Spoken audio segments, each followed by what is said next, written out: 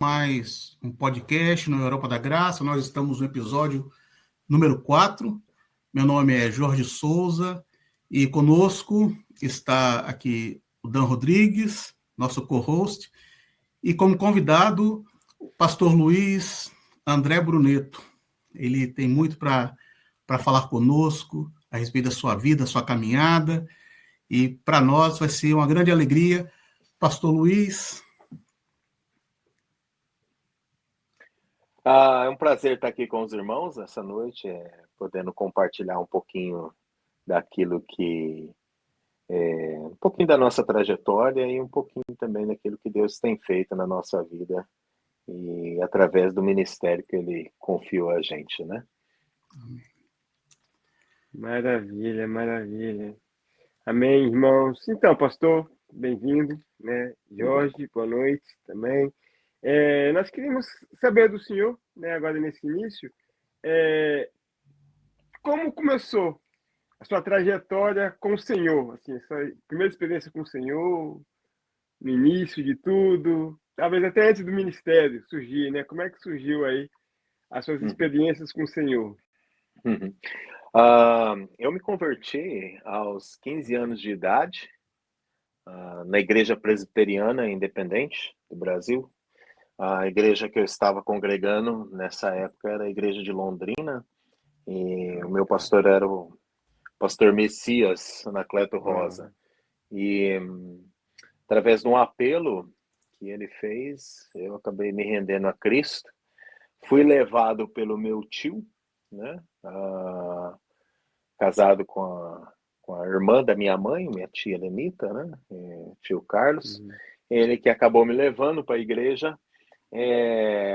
Meio que eu estava devendo para ele, e vou explicar por quê. Um ano antes da minha conversão, eu era católico, apostólico romano, né? Só que eu era católico de carteirinha. Eu ia na missa e estava lá envolvido com os jovens e tudo. Não era só DBG, não, né? Não. E eu convidei ele para ser o meu padrinho de crisma. E depois, obviamente, fiquei sabendo disso depois, né? Que ele foi conversar com o pastor Messias, que era o pastor dele também. E o pastor falou: vai lá na igreja e apresenta ele como seja o padrinho dele de crisma.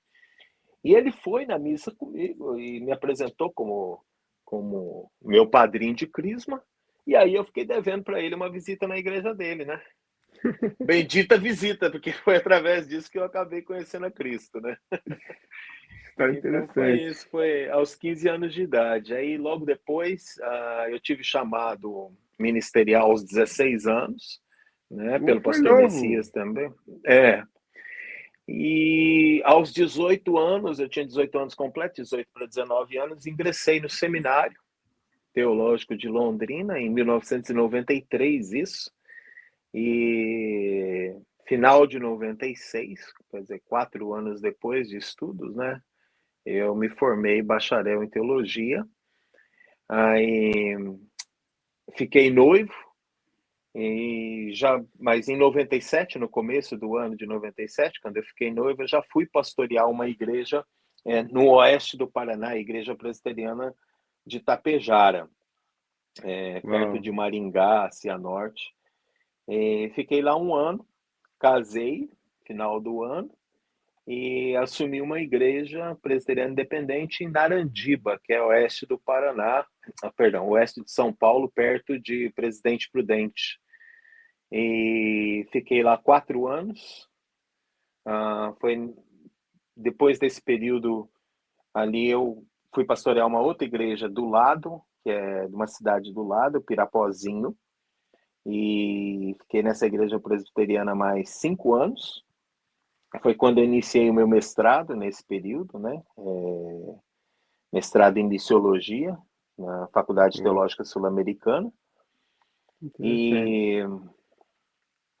em 2005 eu me desliguei da igreja presbiteriana e comecei uma igreja em casa, né? Uma comunidade independente, por discordar de algumas coisas relacionadas não à visão teológica, a gente não tinha nenhum problema com a visão teológica em si, a gente tinha mais problemas de liderança, né? Uhum. Então, acabamos nos desligando da igreja presbiteriana, depois acabamos voltando lá, uma longa história, e ainda tivemos uma aproximação muito boa, né, tenho amigos lá ainda hoje, e meus cunhados, minha cunhada e meu cunhado estavam lá na igreja, né? E minha cunhada que veio aqui nesse ano, Legal. ela ainda está lá, né? Então, assim, temos bastante amigos ainda na igreja presbiteriana, né? Difícil de Mas aí, desligar, né? é, acabamos nos desligando, né? Uhum. Nesse período, né? Então, essa foi a trajetória ministerial. A gente começou também a participar, no ano de 2000, eu comecei a servir como voluntário num projeto da CEPAL. CEPAL é uma organização missionária que trabalha especificamente com pastores e líderes, né? E Hum. eles tinham um projeto na época chamado Projeto Brasil 21, que o intuito do projeto eram dois na época, Uhum. que era despertar os pastores das cidades, das cidades para estarem juntos, orando, buscando a Deus, né? Então tinha os cafés de pastores e tal. E depois esse projeto acabou mudando um pouco o foco mais para a questão de treinamento para a plantação de novas igrejas. Ah, E aí interessante. eu fiz parte desse processo todo de formulação do material, de pesquisa principalmente, né, que foi a minha área bem forte na CEPAL. E, em 2009 eu me tornei missionário da CEPAL efetivamente, né, porque até ali eu era voluntário. E trabalhei com CEPAL até 2017 na área de pesquisas, né?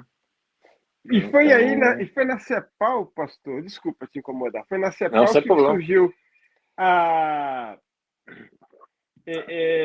esse desejo de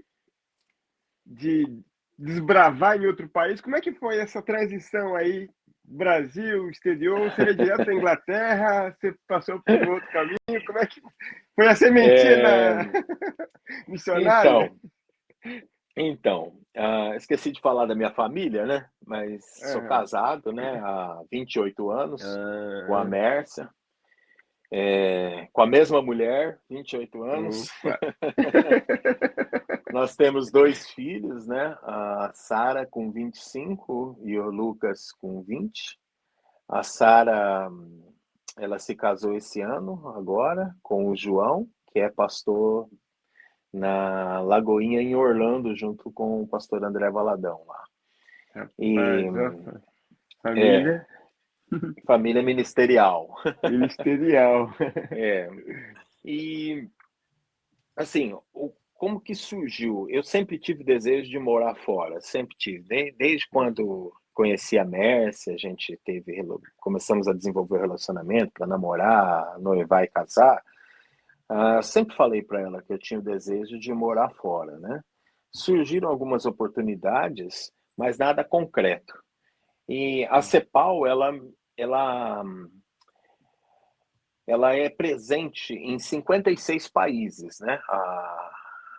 Não como CEPAL, ela faz parte da organização maior que chama OC, que é One Challenge International. Então, a One Challenge está presente em 56 países. Então, conheci missionários ao redor do mundo, né? Gente de tudo quanto é canto, né? E no nosso caso, o que aconteceu? Como eu tinha esse desejo de sair, de explorar novos ares, eu chamei um pastor para estar comigo lá, para fazer o processo de transição da igreja para ele, né? O pastor Gustavo Schoffard. E ele foi para Pirapozinho em 2014, nessa época a igreja já tinha uns 120 membros, né, adultos, e começamos o processo de transição, e o processo de transição era para durar 4 anos. né? Então, a gente pretendia fazer esse processo de transição durante 4 anos. Aí, em 2015, aconteceu um fato no Brasil que mudou radicalmente a nossa posição como igreja, né? Vocês vão lembrar, Lava Jato estourou no Brasil. Ixi. Aí ela falava assim, não, oi, vocês tinham dinheiro na Lava Jato? Não, vou explicar. Vamos explicar. Então, aonde que entrou a Lava Jato nessa aí? Onde que Tô entra a Lava Jato curioso. nessa história, né? Então, o que acontece é o seguinte, 2 dos maiores dizimistas da igreja, eles eram engenheiros, são engenheiros até hoje, né? E eles prestavam serviço para Odebrecht, Camargo Correia, qual a outra lá famosa? OAS, né? Então, quando a Lava Jato estourou, as contas da Lava Jato foram todas congeladas.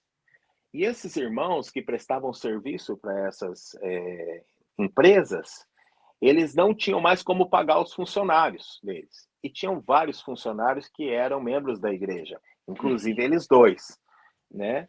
Então, não entra dinheiro para eles, eles não pagam os funcionários não têm dinheiro, não tem como pagar, não tem como sobreviver, e também, obviamente, vai desembocar na ponta da corda, que era a igreja que não recebia o dízimo desses irmãos.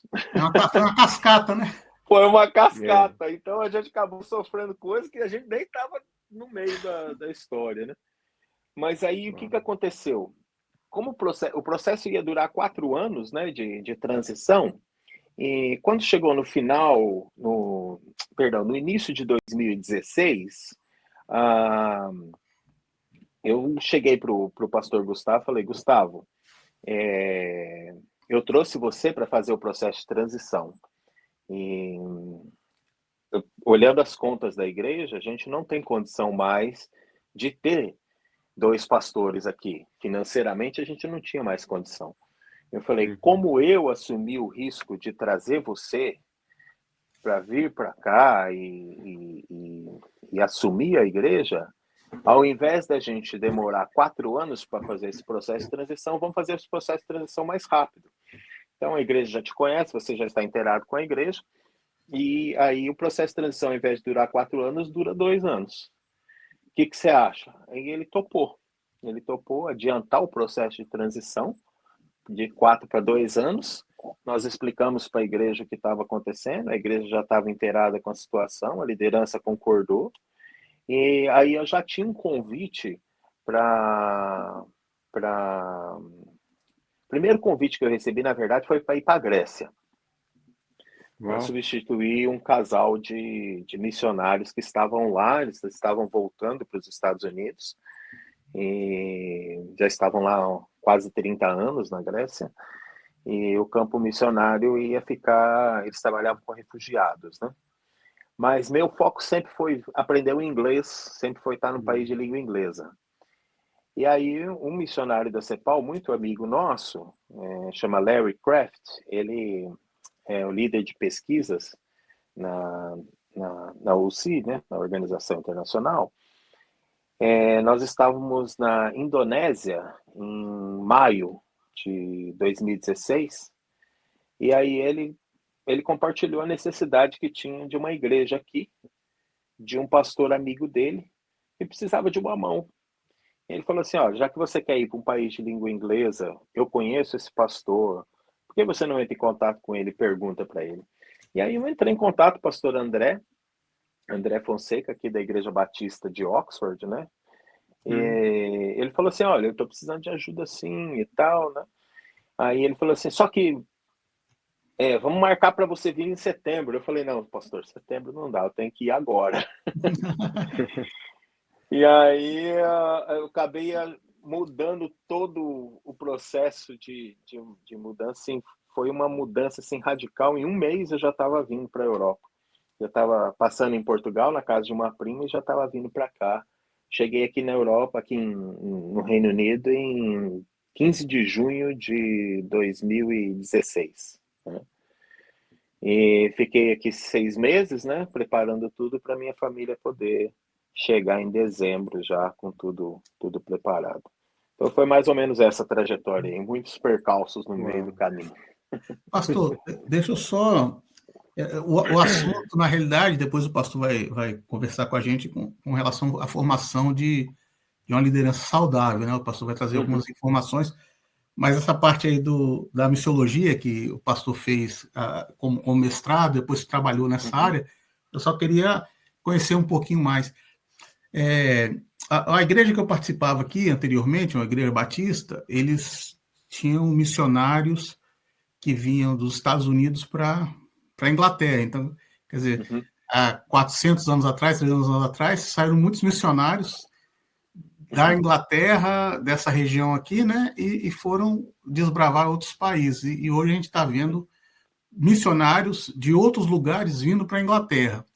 Sim. O pastor falou com relação à Grécia, que não é um exportador, vamos dizer assim, de missões, né? Então, teria uma possibilidade de ir para lá.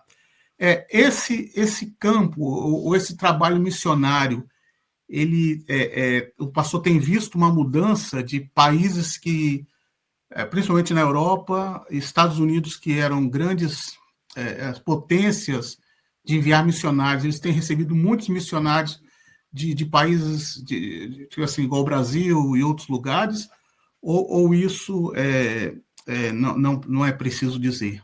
Assim, não é uma coisa que deveria ser dita. Com certeza, com certeza. O mundo hoje tem, assim, falando mundo ocidental, assim, Europa, Estados Unidos, Canadá, eles têm recebido muitos missionários do Brasil, da América Latina, da África, muitos missionários, né? Então, assim, o foco, ele de envios de missionários, a gente pode dizer assim, o alvo de envios de missionários, né? Não o alvo, mas o foco, né? Que os países que eram exportadores de missionários antigamente, no começo do século passado, hoje são receptores de missionários. Então, a gente vê que muitos foram enviados, né? Assim, centenas e centenas foram enviados para esses países, né? América Latina. O Brasil recebeu os primeiros missionários em 1850, né? Então, e depois do crescimento, o Brasil teve um crescimento exponencial em termos de número de evangélicos na década de 90 e no início dos anos 2000. Ali foram 20 anos de um crescimento explosivo no número de crentes, né? E obviamente que isso vai refletir, vai desembocar na ação missionária, né? Então, hoje o Brasil tem sido um exportador de missionários, né? Peru tem sido exportador de missionários, país da América Latina, Argentina tem sido exportador, e também a América Central, né? E a África, principalmente, né? Muitos países da África têm enviado missionários, né? Assim, o que acontece muito que a qualidade teológica ainda tem sido muito forte nos Estados Unidos, né? Nós temos muitas boas escolas teológicas nos Estados Unidos, né? Então, muitas igrejas acabam enviando os missionários para lá, eles vão, aprendem, acabam retornando, ou muitos outros acabam descobrindo chamado para outras nações, acabam indo para outras nações. Mas o fato é que esse polo de envio de missionários mudou radicalmente da década do início do século passado para o início desse século. Muito interessante isso, né? A gente, às vezes, não tem... pessoas que assistem a gente no Brasil, às vezes não tem essa percepção, né? Que hoje, esses países, Europa, Estados Unidos e outros lugares, hoje estão recebendo... Eu fiquei surpreso quando eu conversei com um pastor que ele participava da igreja que a gente participou anteriormente, e falou: eu sou um missionário que veio dos Estados Unidos para a Inglaterra. Eu falei: mas geralmente a Inglaterra que exportava. Exato. Assim, então, muito interessante. O Larry Craft, por exemplo, que é amigo pessoal, ele está aqui em Worthing, no sul. ele é missionário americano aqui, sediado aqui no Reino Unido, né? Então, esse é um exemplo, só um exemplo, né? Tem outros, tem o Murray Morman também, que é missionário americano, está aqui, e, inclusive escreveu esse livro aqui, ó, Mobilizing Movements, muito interessante, Leadership Insights for Disciple Whole Nations, traduzindo, né? Insights de liderança para discipular nações inteiras. Então, é muito interessante o livro dele, e ele está aqui também, né? Aqui As sementes que germinaram deram fruto e agora estão retornando os frutos, né? Exatamente. Glória a Deus por isso, né? Essa é a dinâmica do reino, né? O reino funciona assim, né? E a gente vai, e cada vez mais a gente vai ver gente da África, por exemplo, da Ásia, muitos missionários sendo enviados desses países, né? Sendo espalhados pelo mundo aí, né?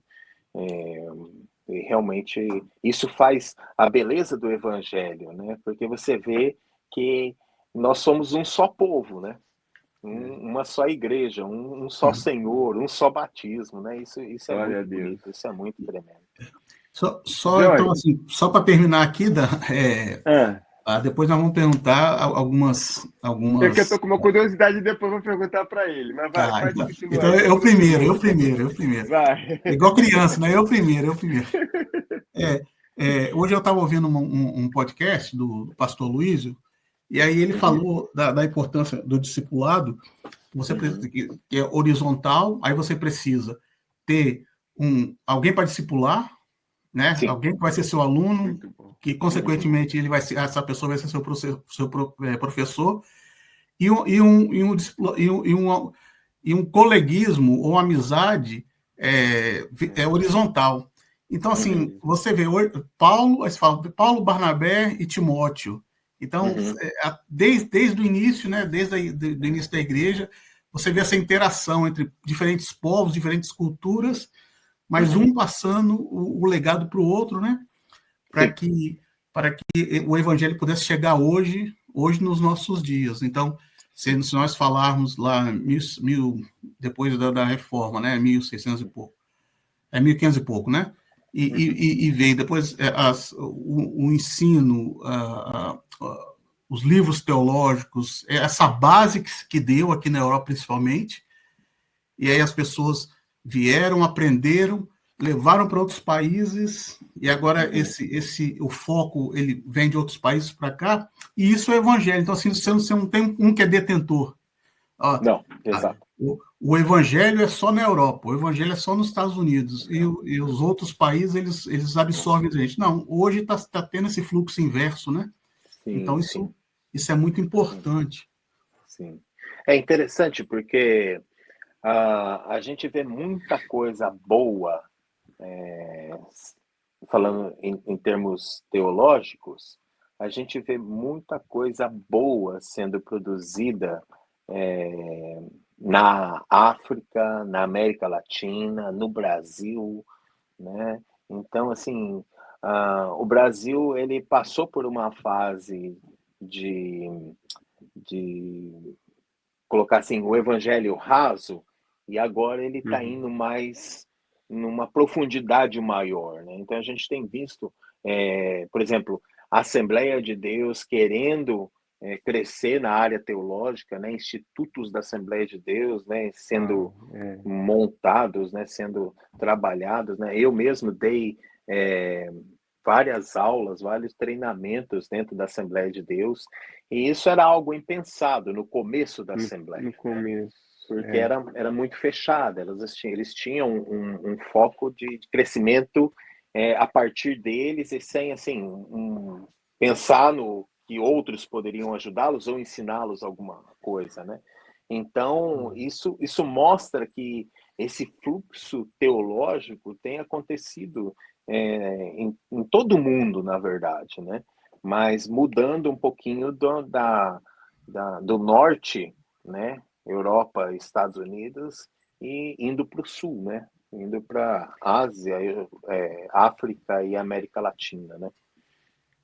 Esses dias eu vi acho que até o próprio pastor Luiz, que o Jorge citou aí em cima, anteriormente, falando que hoje um dos maiores índices de evangélicos estão em países como China, né, que é um país que é fechado, que é até proibido, mas que existe um mundo de igrejas subterrâneas, escondidas, né? Acho que o pastor Matheus falou isso no podcast também, no primeiro. Sim. É bem rico, né? Sim. E cada um traz um pouco e cada país, o evangelho é levado para um país e ele volta trazendo um pouco das culturas dele também e trazendo no evangelho, né? Com a forma dele ver evangelho, igual você pega a igreja veio para o Brasil já botou um modo uma pentecostal, mas é a Assembleia de Deus, meu Deus de amor, e já leva para o mundo sapatinho mais de fogo, né? Verdade. Mas os nossos irmãos africanos também, eles têm uma forma de cultuar, né? Até o pastor Sérgio falou, na Bélgica, existem, né, é uma aliança, uma associação que eles têm evangélicos, aí até citou, né? Tem pessoal da Assembleia, da Batista, da Presbiteriana, e tem os irmãos africanos, das igrejas africanas, né? Então, assim, você vê que eles têm também o tempero deles, se a gente puder chamar de tempero, né? Aquilo que eles aprenderam lá e vêm e de uma certa forma, introduzem nessa nova forma não só da teologia, mas também de como as pessoas se portam e tudo. Eu acho que isso é importante, isso daí, né? A forma intensidade, litúrgica... intensidade, né? A forma litúrgica, ela varia bastante, porque a cultura é levada em conta, né? Por exemplo, louvor, né?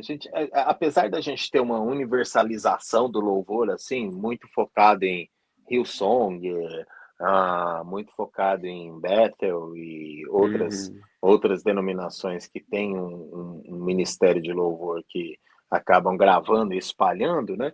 A gente tem muita gente boa produzindo muita coisa linda nesses países, né? Então a gente vê assim coisas assim bem aculturadas, né? Levando em conta a cultura, né? Como Paulo fez, né? Como o apóstolo Paulo fez, né? Ele conseguiu levar o evangelho de uma cultura para outra sem tirar a essência do evangelho. Isso é maravilhoso, né? Muito bom. Dan, alguma pergunta antes da gente ver então. Eu não sei se eu vou fazer essa minha pergunta, não, porque ia voltar muito na conversa. A gente evoluiu bastante na conversa. Mas eu fiquei curioso, muito curioso, o senhor falando sobre esse processo de transição de 4 anos, né? Na minha cabeça martelo, eu falei, gente, mas 4 anos, né? Porque assim, eu não estou acostumado com isso, né? O que seria esse processo de 4 anos para transição, né? Estou acostumado. É assim. O porquê 4 anos? Desculpa, né? Voltar tanto, mas eu não, sem evangelhos. Sim. Não, na verdade é o seguinte, a gente estava experimentando um crescimento muito bom na igreja a respeito de células, né? Nós estamos na visão do MDA, né? Não sei se você já ouviu falar, modelo discipulado apostólico. Nós adquirimos modelo e implantamos na igreja e vimos assim, no primeiro ano a igreja ela saiu de uma célula, que era a célula principal, já saiu para 4, depois no outro ano seguinte ela foi para 8, depois para 16 células. Então foi nesse momento aí que a gente já estava tirando o nosso time de campo, né? A gente viu que a igreja já tinha uma estrutura boa, mas como a gente tinha esse desejo, esse chamado de vir para sair do Brasil, né? Eu vi assim, como eu fundei a igreja, eu comecei a igreja começou na minha casa, né? Então sair abruptamente, trazer um pastor que não conhecesse o rebanho, não tivesse uma interatividade com o rebanho, não tivesse uma convivência com o rebanho, poderia fazer muito mal para a igreja, né? Então, como a gente também não tinha nenhuma filiação denominacional, isso também poderia acarretar numa igreja acabar. A igreja, os irmãos iriam procurar uma outra igreja e tal. E esse não era o nosso intuito, né? O intuito era que a igreja continuasse, né? Que a igreja continuasse viva. E de fato, a igreja comemorou esse ano 20 anos, né? Uau!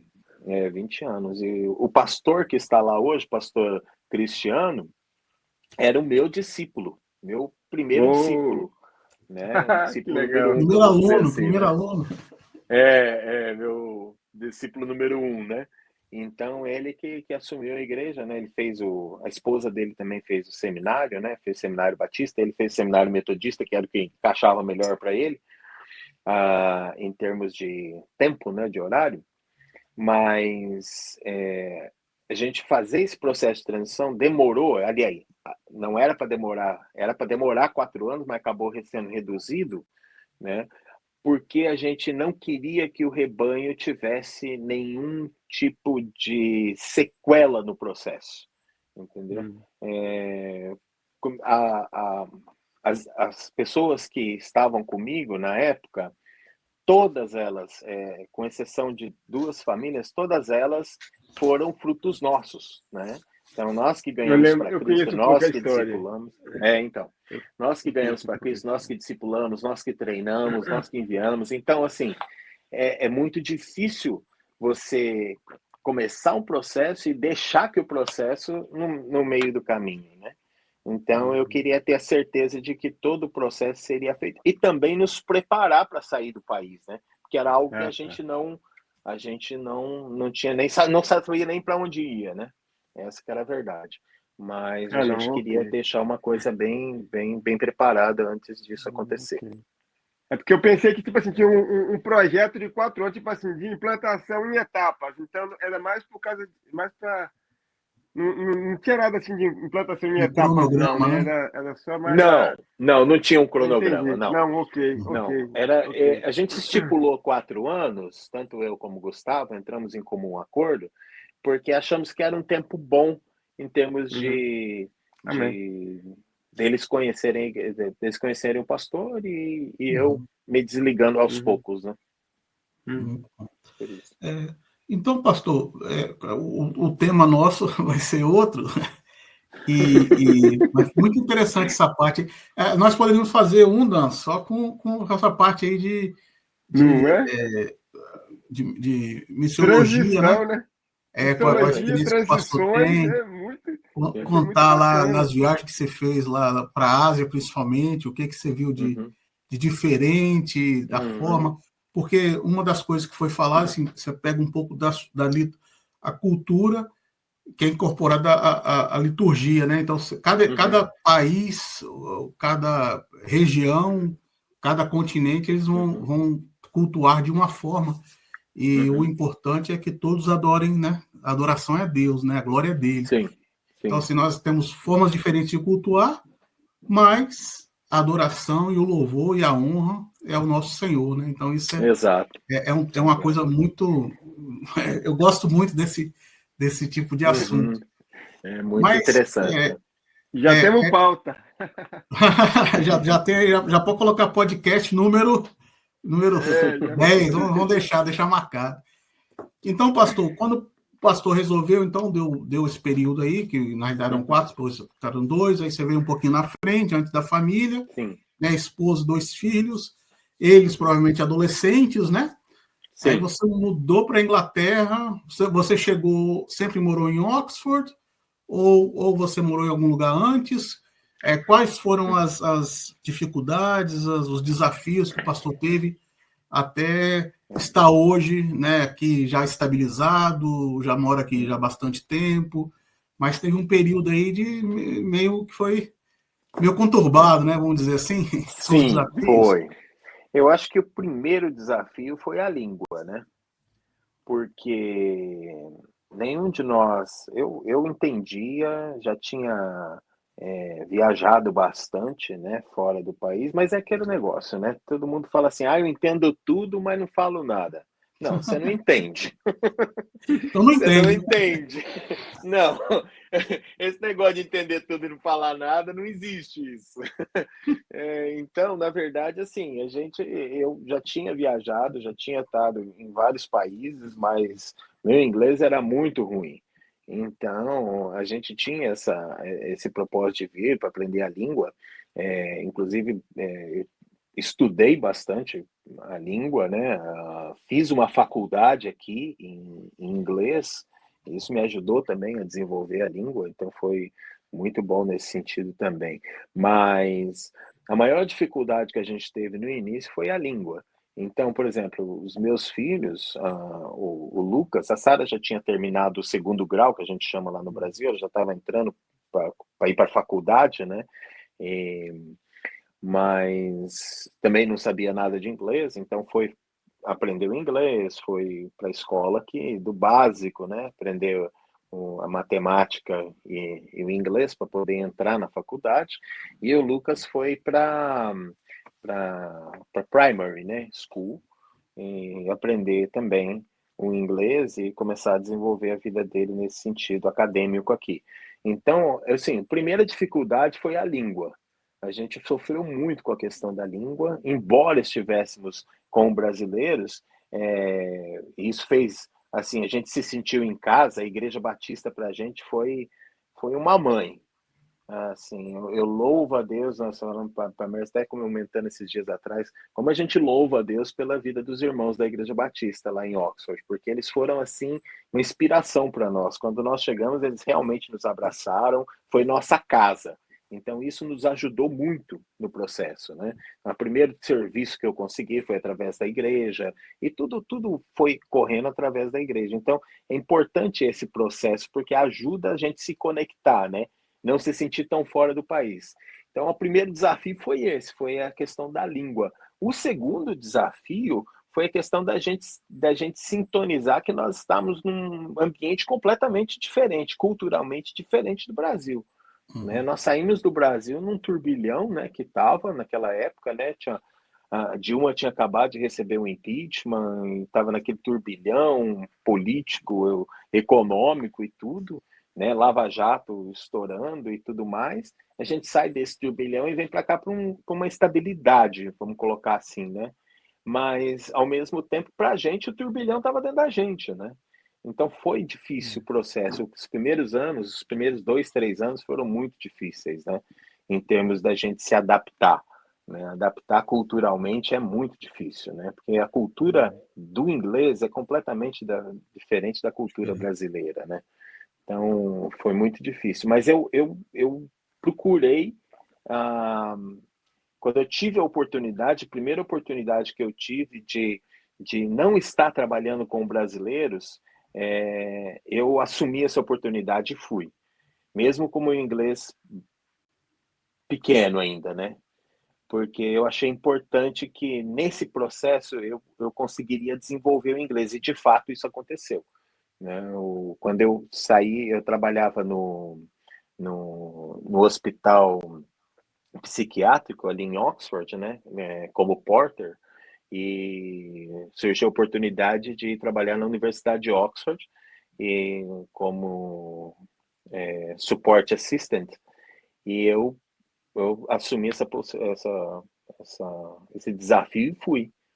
E realmente aí meu inglês desenvolveu bastante, sabe? Então, acho que foram esses desafios. O primeiro desafio foi a língua e depois a adaptação, né, cultural. Acho que foram os grandes desafios, E hoje a gente vive no presente século da forma que a internet acaba aliando muitas culturas, né?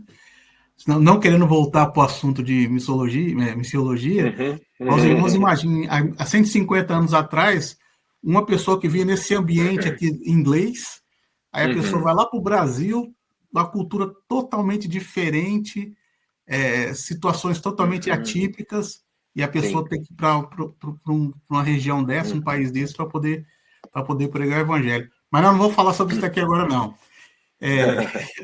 Eu prometo. Não vamos falar sobre isso, não. Nós vamos seguir o cronograma. Não vamos seguir o cronograma. Deixa fluir.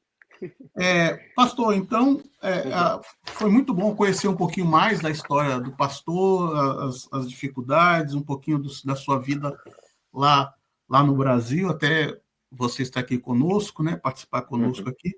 Mas tem um assunto muito interessante, que eu particularmente, o Dan também, teve a oportunidade de ouvir um pouquinho, e fala sobre lideranças. E a minha primeira pergunta, para depois o pastor adentrar no tópico em si, é quando se fala de liderança, a gente pensa assim, essa liderança que se tem, que é aplicada na igreja, com relação, vamos colocar, com relação ao reino de Deus, né?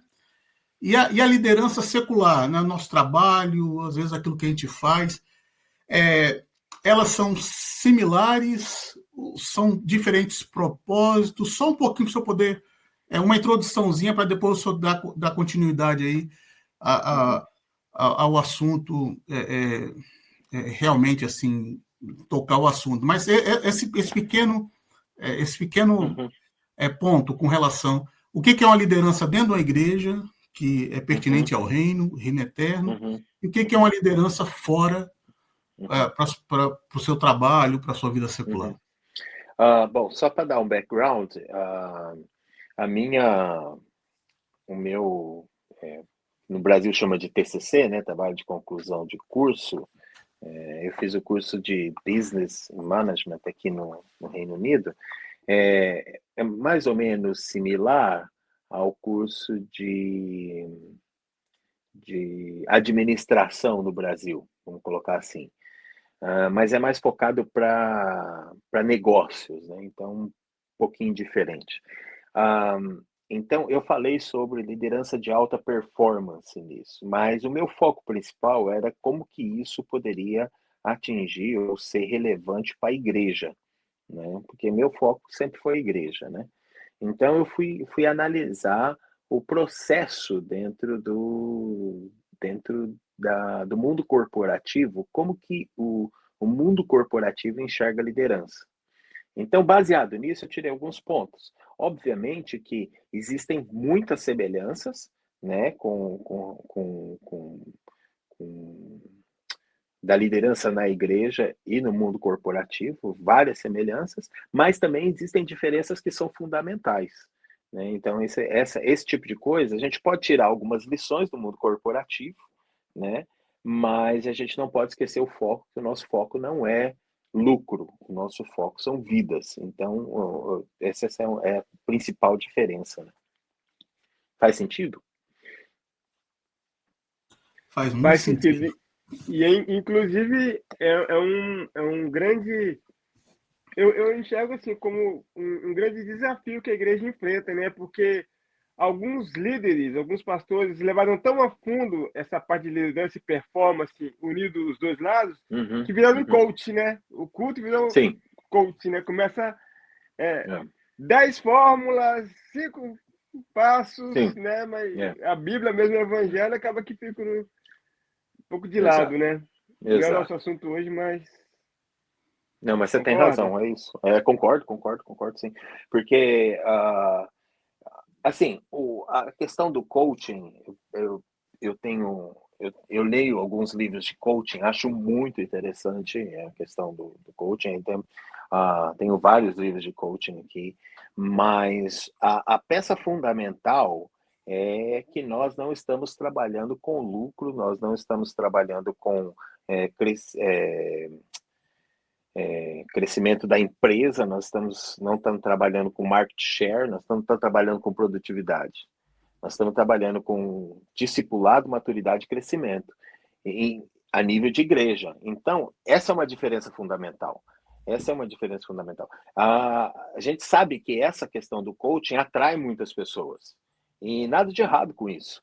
O pastor falar sobre alguns insights sobre isso. Mas nós não podemos deixar o evangelho de lado. O evangelho é a centralidade, né? A centralidade é Cristo, né?